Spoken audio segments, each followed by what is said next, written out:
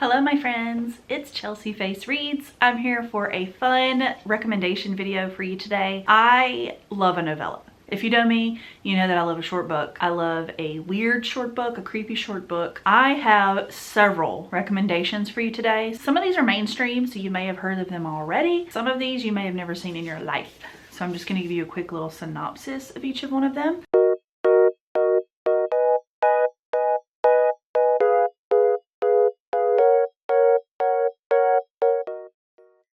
The first one is the Every Heart a Doorway series by Seanan McGuire. I think this is a 10, maybe 11 book series currently. It's still ongoing. There is a new one coming out next month, I believe, in January. But I'm only 3 or 4 books in. I'm pretty far behind, but I do really love this series. It's very short. The first book, at least, is only 160 something pages. So it's not a huge commitment if you just want to give it a try. You probably could find this at your local library. I recommend giving it a shot. If you like fantasy, if you like portal fantasy, if you like stories that follow younger people but aren't kids books, if that makes sense. This is about kids who fall through portals because their lives are terrible, and sometimes the worlds are perfect for them and sometimes the worlds are kind of sketch, and then it ends up working out for them. But then something happens and they come back to the real world where they are very unhappy and no one accepts them because they don't believe them. They don't believe that they actually had this thing happen. They think they were kidnapped, etc., etc. And so there's this lady who creates a school for these kids, and she tells the parents that she's going to help them cope, but really she's trying to help them get back to their world. So it's kind of like a really interesting take on like a boarding school kind of situation. And really happy things happen in these books, really sad and dark, depressing things happen in these books, but overall, they're all quite different. I think my favorite one so far has been the second one. It was very dark, very sad, but very beautiful, and I do highly recommend checking this out if you want something a little magical in your life. Next up, I have a middle grade novel. This is one that I got, oddly enough, from a date with a book. I was gonna do a blind date with a book video and I just never did because I don't know, I just wasn't feeling it whenever I got this and I opened it and I read it. I don't know why I didn't do the video, but I didn't. And the book ended up being phenomenal. Good job, Chelsea. So I kicked myself in the butt for not recording that video because it could have been really fun. This is Kira Kira by Cynthia Kadohata. And it has won the John Newbery Medal for the most distinguished contribution to American literature for children. I don't know what year. It has that sticker on it. So it must be very, very well liked. But this is a novel that only is about 239 pages. So it's just under 250. For me, 250 is like a good number for a novella. I don't know what the official definition is, but that's kind of the one I go off of. This was amazing. It's about this girl who, she's an immigrant, I believe from Japan. She's Japanese and she moves to the deep south, I believe in Georgia. It's been a little while since I've read this. And it's her family trying to cope with that move, along with the financial struggles they go through, along with some of the racism in their community. But it's done through the lens of this child. Like, she's very young and she has a sister, and she makes good decisions, bad decisions, a lot of bad decisions. And also this has a tragedy in it. Like, her sister is very, very ill. This book goes through a lot of her transitions of like her moving and being from a different country and speaking different parts of her language and not understanding why people treat her the way that they do in Georgia, and also her sister's sickness and what that does to the family and to her personally, and then also her just being a kid and making dumb kid choices. It's very good, very heartfelt. I wouldn't read this if you're like going through a really sad, depressive episode, because this could make it worse, but it's also very beautiful, and the way that it ends I really enjoyed. But I do want to recommend you be in a good place when you pick this up. Highly, highly recommend this one. I don't know if I would recommend it for the age range that it's meant for. I'm sure it would be fine, but to me it was very emotional, so I guess depending on the kid if they can handle something like that. Next up, I have a very dark recommendation. I read a lot of horror and a lot of messed up things. I don't read a ton of splatterpunk and I don't read a ton of like gore-tastic stuff, but on occasion I will pick up something that happens to have a lot of gore in it.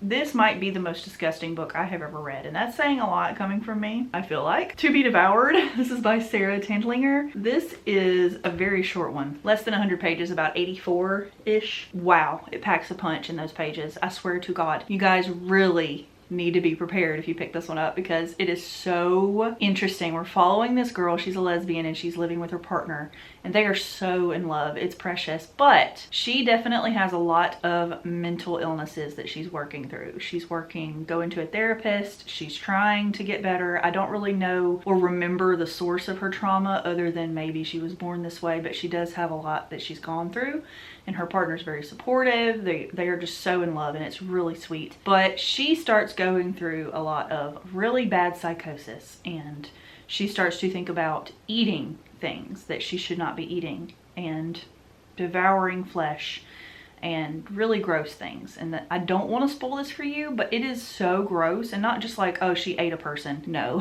it's much worse. Especially if you have a sensitivity to animal cruelty. This is very much that. If you have a problem with innards and guts and cannibalism and menstrual, a lot of things are in this, so just be prepared for that before you pick it up. But holy moly, I'll never forget this, and I am glad I read it, even though it was really disturbing. Next up, I have another horror novel that I recently read. It is only 219 pages. It's pretty short.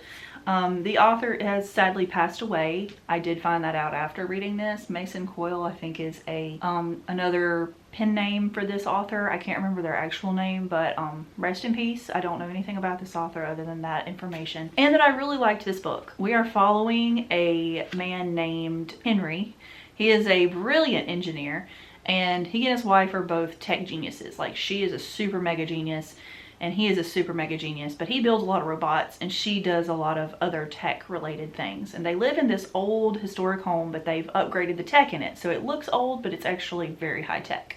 They can like tell the lights to turn on. They have all these codes. They have like fingerprint analysis, face recognition, those kinds of things. So it's very interesting to see that mix of old and new together. Henry's going through a lot of mental issues because he has a severe agoraphobia.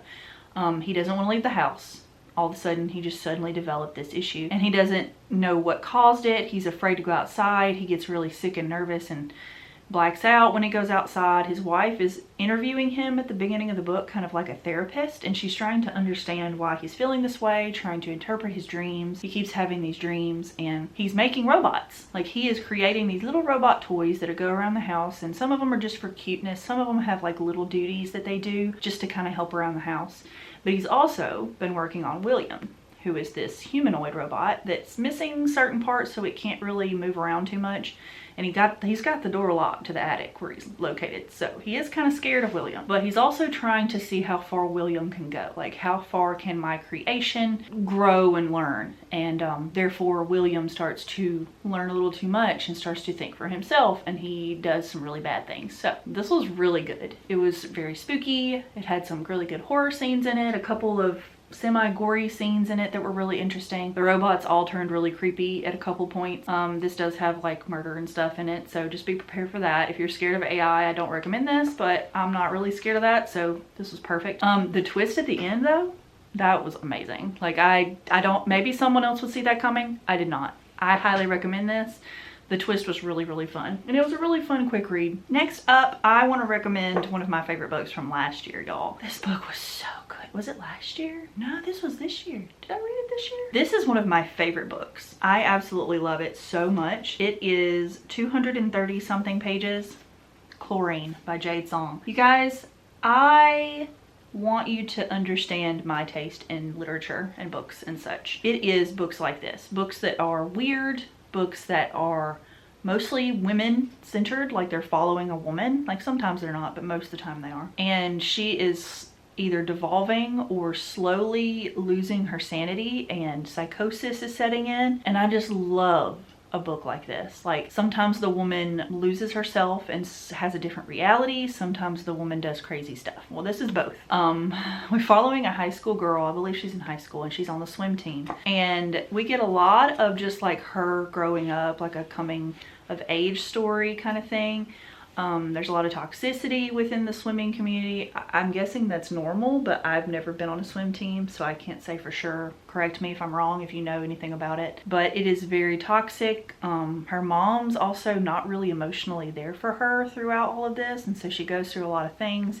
Her swim coach, he's not on paper a creep, but he is very creepy. Like, he does things that I would not be okay with my child being around, but he never on paper assaults anybody. So, you know, it is what it is. There is assault in this book, but I'm not going to spoil who it is and what happens, but just be aware of that. It's not like full on savagery, but it is still there, and I wanted you to be aware of it. There's a lot of weight issues. There's a lot of self-harm issues in this, but the main crux of this novel is that she believes that she is turning into a mermaid, and that she deserves to be a mermaid, and that she is going to be a mermaid regardless of how that happens. It's crazy. It's also sapphic, so that's interesting.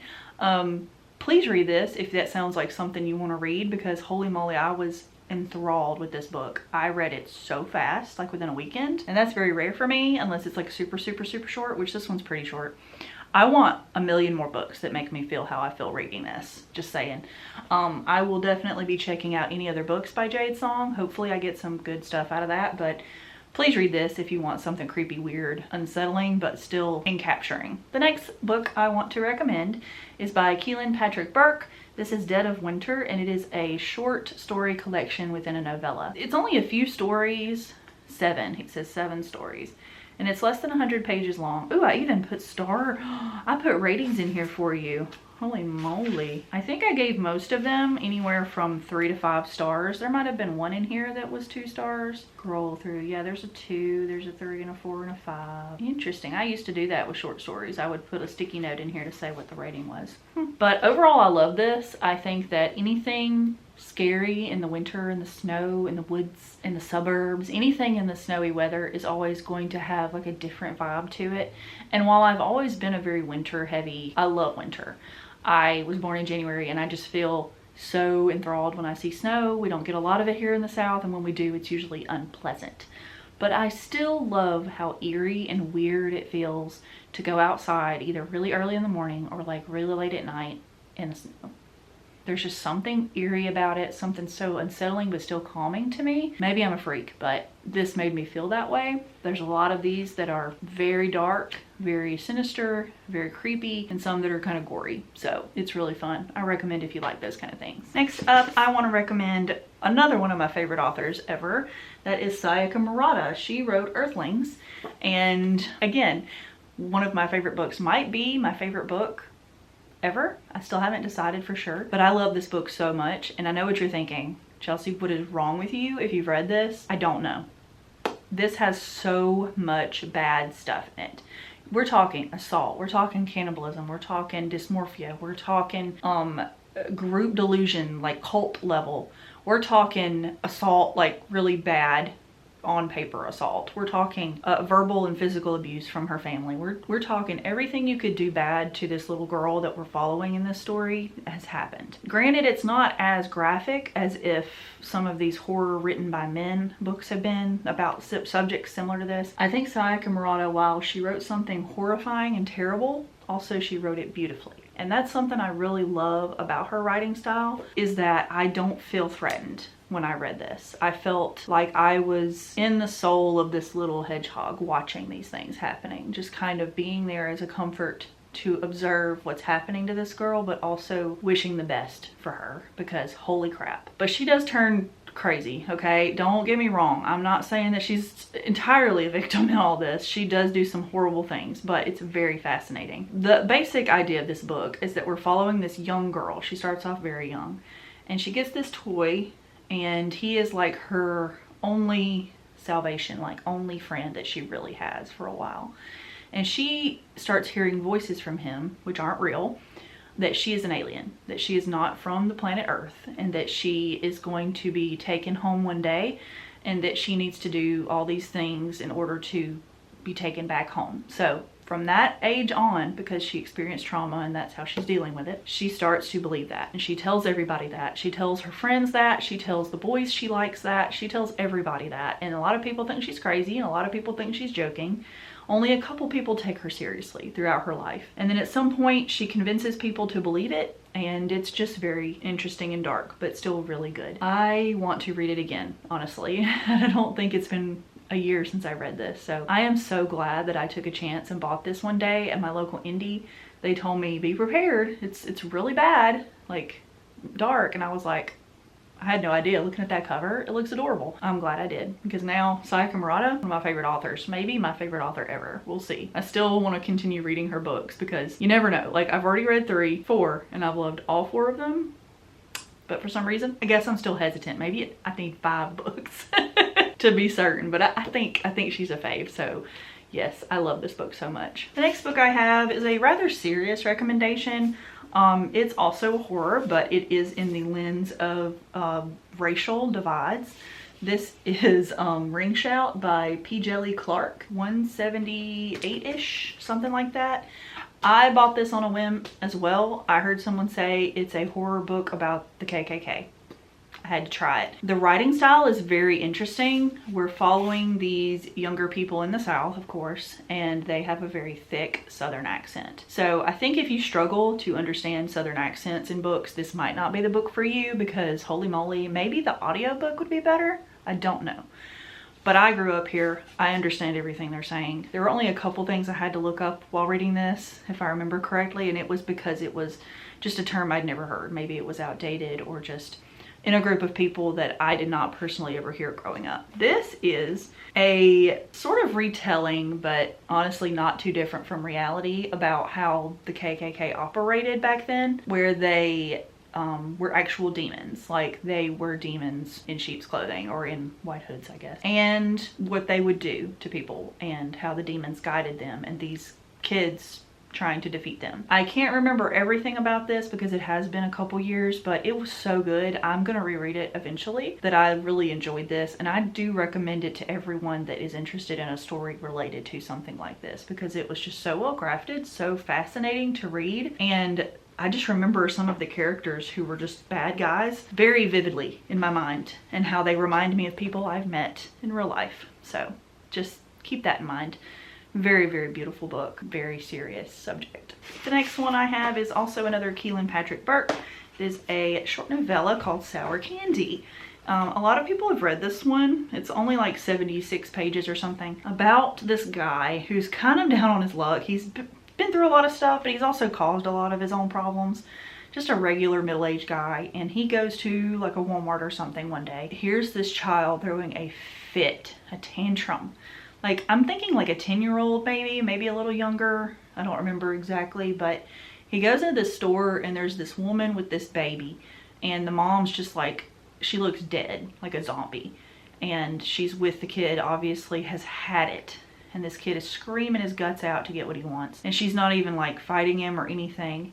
And this man and all these people are like, and I think he stands up to the kid, telling him to calm down or whatever in like his mean way. Totally warranted though. And eventually the kid's like, you're my dad. And so he follows him around and says that he's his dad. And the woman disappears. And now everyone's like, yeah, that's your kid. What are you doing? Take him home. Are you crazy? You can't just leave this kid here who says he's your son. So now he's stuck with this kid who's crazy, evil, mean, and he might be evil. So this was really fun. I'm not going to tell you anything more about it because that's half the fun, is experiencing this eldritch horror level craziness. Like, I never expected this to go where it did, but it was really, really fun. I highly recommend. The Hole by Hiroko Oyamada, author of The Factory. 87 pages, I think, something close to that. Y'all, this is another weird book.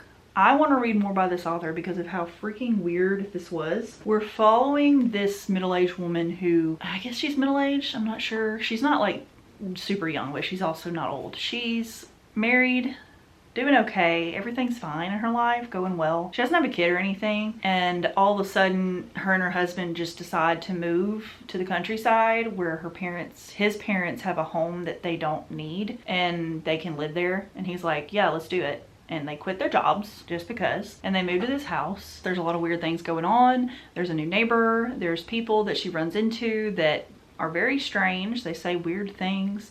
There's a hole nearby.